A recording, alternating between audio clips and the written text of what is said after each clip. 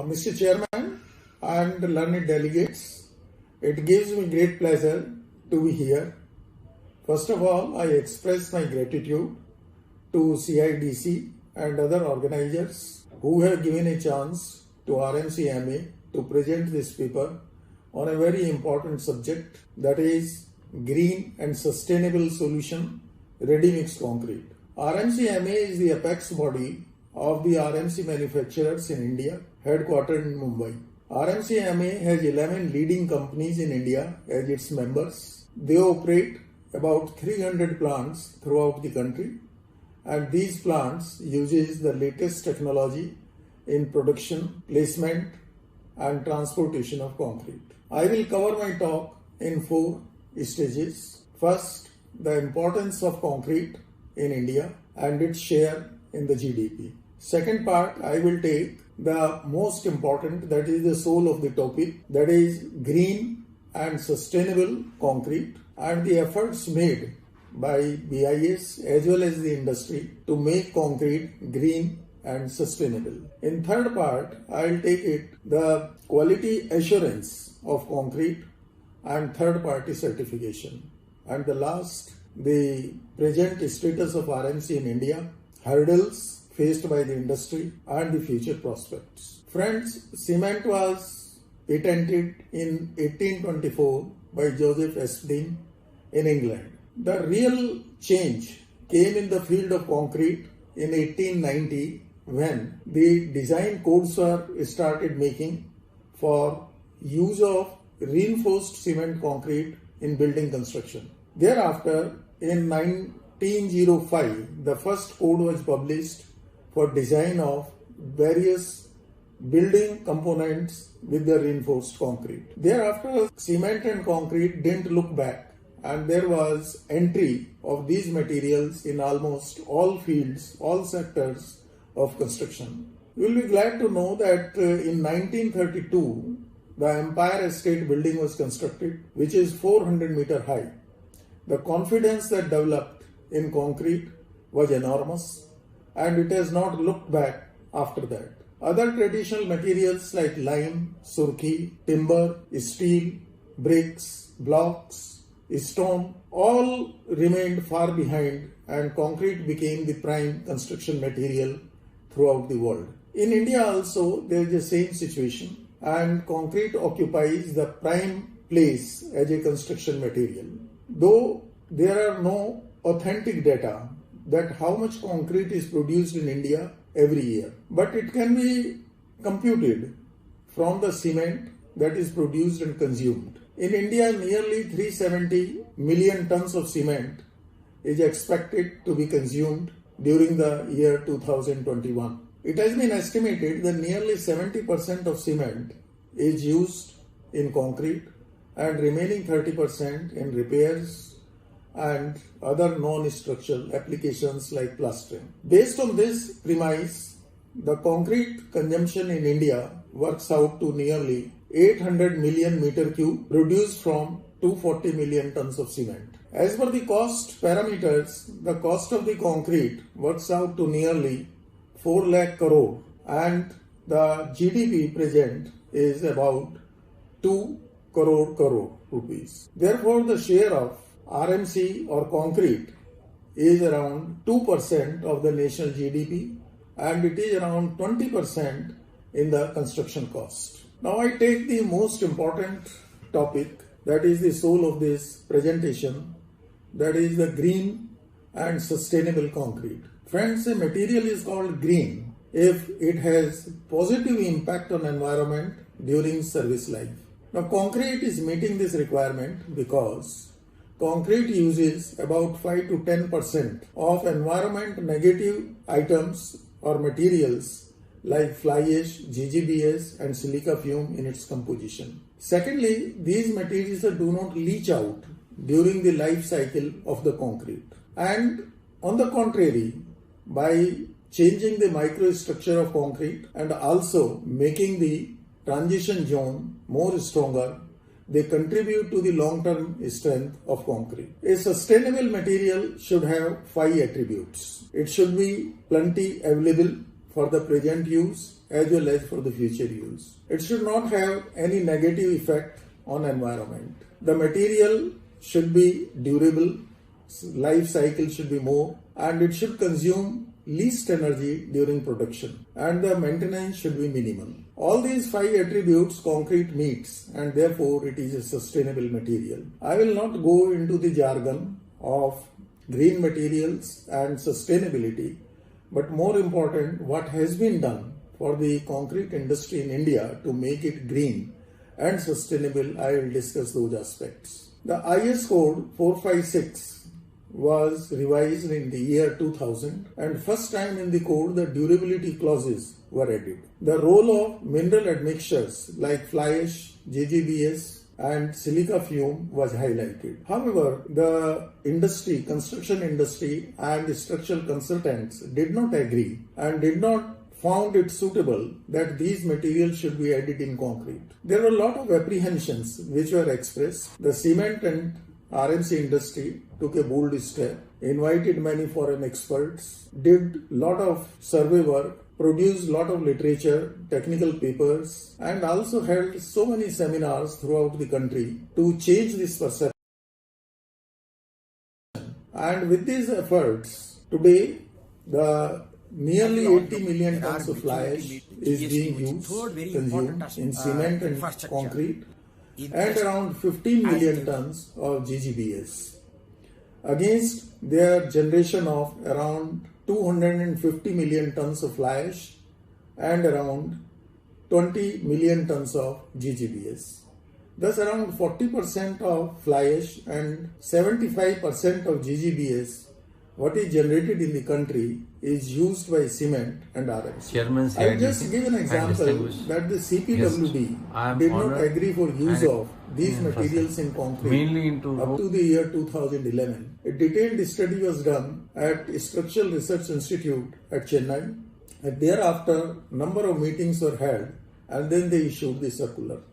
The state's PWDs also followed the same. Further, the Bureau of Indian Standards also examined other such materials like copper slag, zinc slag, steel slag, and these have also been added in the code as a part replacement of fine aggregates. Even further, the IS 456 was amended under note number 4, that is, these materials, fly ash or GGBS, can also be added more than 35% and 70% respectively as a fine aggregates.